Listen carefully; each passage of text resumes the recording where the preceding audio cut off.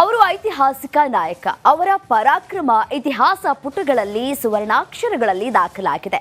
ಆದರೆ ಇಂಥ ಮಹಾನ್ ನಾಯಕನ ಸಮಾಧಿ ಈಗ ಪುಂಡ ಪೋಖರಿಗಳ ಅಡ್ಡಿಯಾಗಿದೆ. ಆ ಕುರಿತು ಒಂದು ವರದಿ ಎಲ್ಲಿದೆ ನೋಡಿ.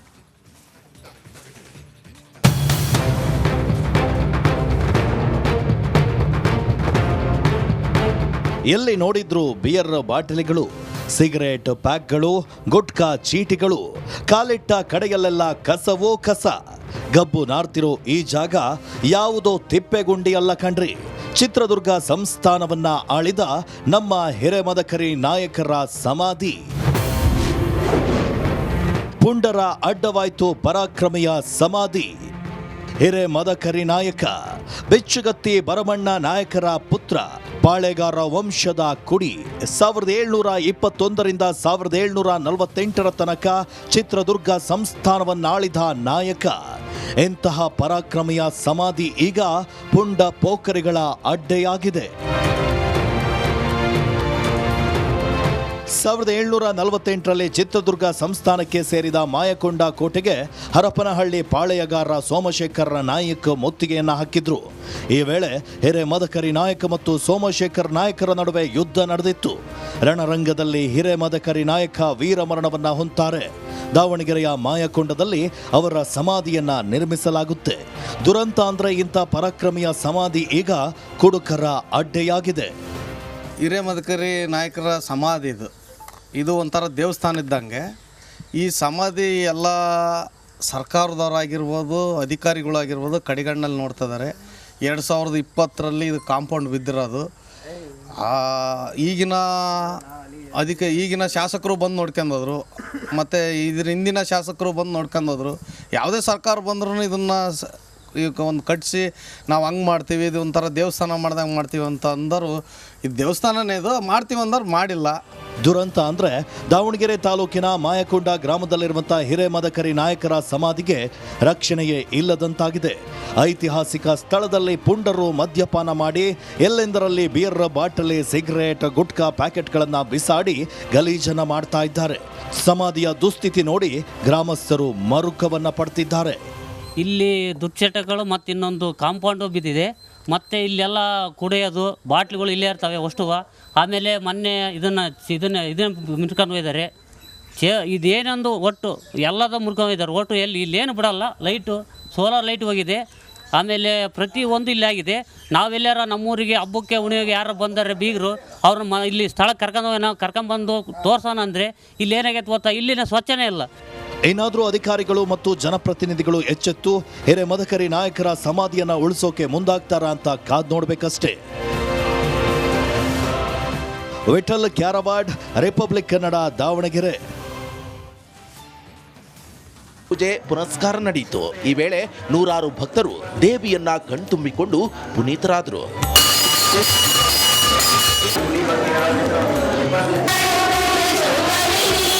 ಮೂಲ ದೇವಸ್ಥಾನವನ್ನ ಹಕ್ಲಮರಿಯಮ್ಮ ದೇವಸ್ಥಾನ ಅಂತ ಕರೆಯಲಾಗುತ್ತದೆ. ಈ ದೇಗುಲದಲ್ಲಿ ಸುಮಾರು 37 ದೇವರ ಮೂರ್ತಿಗಳನ್ನ ಪ್ರತಿಷ್ಠಾಪಿಸಲಾಗಿದೆ. ಇದಕ್ಕೆ ದೇವಿ ಪಂಚಾಯತ್ ಅಂತ ಕರೆಯಲಾಗುತ್ತೆ. ಇನ್ನು ಒಂದೇ ಗರ್ಭಗುಡಿಯಲ್ಲಿ ನವದುರ್ಗೆಯರು ಮೂರ್ತಿಗಳಿರುವಂತಹ ದೇವಸ್ಥಾನಗಳು ರಾಜ್ಯದಲ್ಲಿ ವಿರಳವಾಗಿದೆ. ಒಂದು ಮಂಗಳೂರಿನಲ್ಲಿ ಇದ್ರೆ ಇನ್ನೊಂದು ಹಾವೇರಿಯಲ್ಲೇ ಇರೋದಂತೆ. ಈ ನವದುರ್ಗ ದೇವಸ್ಥಾನ ಮೂಲ ಹಕ್ಕಲು ಮರಿಯಮ್ಮ. ಇದು ಹಾವೇರಿಯ ರೈಲ್ವೆ ಸ್ಟೇಷನ್ನ ಬಳಿ ಇದೆ. ಇಲ್ಲಿ ದುರ್ಗೆಯ 9 ಅವತಾರವನ್ನು ಕೂಡ ಒಂದೇ ಗರ್ಭಗುಡಿಯಲ್ಲಿ ಪ್ರತಿಷ್ಠಾಪನೆಯನ್ನು ಮಾಡಿದ್ದಾರೆ. ಇಲ್ಲಿ ನವರಾತ್ರಿಯನ್ನು ಬಹಳ ವಿಜೃಂಭಣೆಯಿಂದ ಆಚರಣೆ ಮಾಡ್ತಾರೆ. ಹಕ್ಕಲು ಮರಿಯಮ್ಮ ದುರ್ಗಮ್ಮ ಅಷ್ಟೇ ಇದ್ದರು. ಅವಾಗ ಬಗ್ಗಿ ಬಂದು ಒಂದೇ ನಿಂತು ಹೋಗೋಕೆ ಒಂದು ದಾರಿ ಇರಲಿಲ್ಲ. ಅಷ್ಟು ಸಣ್ಣ ಗುಡಿ ಇದ್ದು ದೇವಸ್ಥಾನ. ಒಂದು ಹಿಂದೆ ಬೇವಿನ ಮರ ಇತ್ತು, ಅದಕ್ಕೆ ಸಿಡ್ಲು ಬಡ್ದು ಅದು ಶಿಥಿಲಾವಸ್ಥೆ ಬಂದಾಗ ಇದೆಲ್ಲ 1995 ಇದು ಕಟ್ಟಲಿಕ್ಕೆ ಪ್ರಾರಂಭ ಆಯ್ತು. ಅಲ್ಲಿದ್ದ ಇಲ್ಲಿವರೆಗೂ ನವದುರ್ಗೆಯರ ದೇವಸ್ಥಾನ ಅಂದ್ರೆ ಅತಿ ಪ್ರಸಿದ್ಧವಾದ ದೇವಸ್ಥಾನ ಇದು.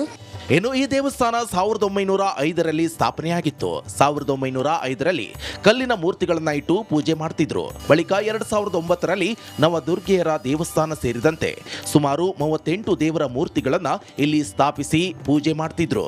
ಈ ದೇವಸ್ಥಾನಕ್ಕೆ ವರ್ಷದಿಂದ ವರ್ಷಕ್ಕೆ ಭಕ್ತರ ಸಂಖ್ಯೆ ಹೆಚ್ಚಾಗ್ತಿದೆ.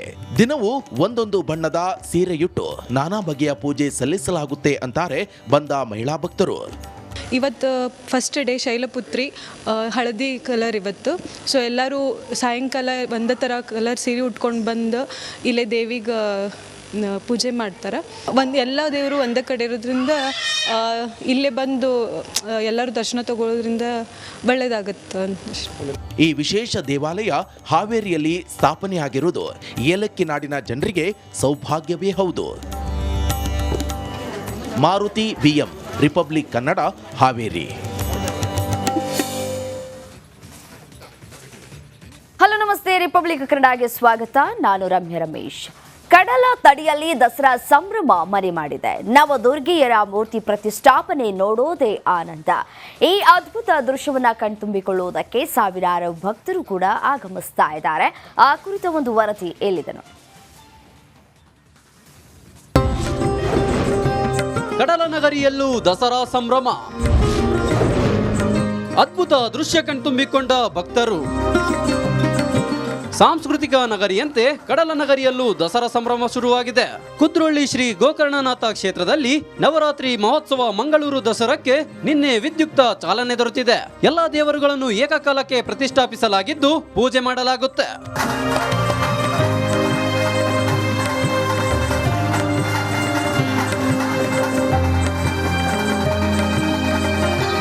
ಮಾನವ ಧರ್ಮವನ್ನು ಸಾರಿದಂತಹ ಜಗದ್ಗುರು ಬ್ರಹ್ಮಶ್ರೀ ನಾರಾಯಣ ಗುರುಗಳಿಂದ ಸ್ಥಾಪಿಸಲ್ಪಟ್ಟಂತಹ ಕುದ್ರೋಳಿ ಗೋಕರ್ಣನಾಥ ಕ್ಷೇತ್ರದಲ್ಲಿ 1935ರಿಂದಲೂ ಶಾರದಾ ಮಹೋತ್ಸವವನ್ನು ಆಚರಿಸಿಕೊಂಡು ಬರ್ತಾ ಇದ್ದೆವು. ತದನಂತರ ಶ್ರೀ ಕ್ಷೇತ್ರ ನವೀಕರಣಗೊಂಡ ನಂತರ ಮಾನ್ಯ ಶ್ರೀಮಾನ್ ಬಿ ಜನಾರ್ದನ್ ಪೂಜಾರಿ ಅವರ ಒಂದು ಮಾರ್ಗದರ್ಶನದಲ್ಲಿ ಮಂಗಳೂರು ದಸರಾವನ್ನು ನಾವು ಆಚರಿಸಿಕೊಂಡು ಬರ್ತಾ ಇದ್ದೇವೆ. ಶಾರದಾ ಮಾತೆಯೊಂದಿಗೆ ನೀವು ನೋಡ್ತಾ ಇದ್ದೀರಿ, ನವದುರ್ಗೆ, ಮಹಾಗಣಪತಿ ಹಾಗೂ ಆದಿಶಕ್ತಿಯ ಒಂದು ಪ್ರತಿಷ್ಠಾಪನೆ ಈಗಾಗಲೇ ಆಗಿದೆ. ಕುದ್ರೋಳಿ ಕ್ಷೇತ್ರದ ಅಭಿವೃದ್ಧಿಯ ರೂವಾರಿ ಕೇಂದ್ರದ ಮಾಜಿ ಸಚಿವ ಬಿ ಜನಾರ್ದನ ಪೂಜಾರಿ ಈ ಬಾರಿಯ ಮಂಗಳೂರು ದಸರಾಕ್ಕೆ ದೀಪ ಬೆಳಗಿಸುವ ಮೂಲಕ ಚಾಲನೆ ನೀಡಿದರು. ಇಡೀ ಜಗತ್ತು ಇವತ್ತು ನೋಡ್ತಾ ಇದ್ದಾರೆ ನಿಮ್ಮನ್ನು. ನಾವೇನಲ್ಲ, ಎಲ್ಲ ನೀವೇ. ಇಂತಹ ಸಂದರ್ಭ ನಿಮಗೆ ಸಿಗಲಿಕ್ಕಿಲ್ಲ. ಕಣ್ಮನ ಸೆಳೆಯುವ ದಸರಾ ದರ್ಬಾರ್ ಮಂಟಪ ಮಂಗಳೂರು ದಸರಾದ ಮತ್ತೊಂದು ವಿಶೇಷ. ಶಿಲಾ ಬಾಲಕಿಯರು ದಶಾವತಾರದ ಕಲಾಕೃತಿಗಳು ಮಂಟಪದ ಕಂಬಗಳಲ್ಲಿ ರಾರಾಜಿಸುತ್ತಿವೆ.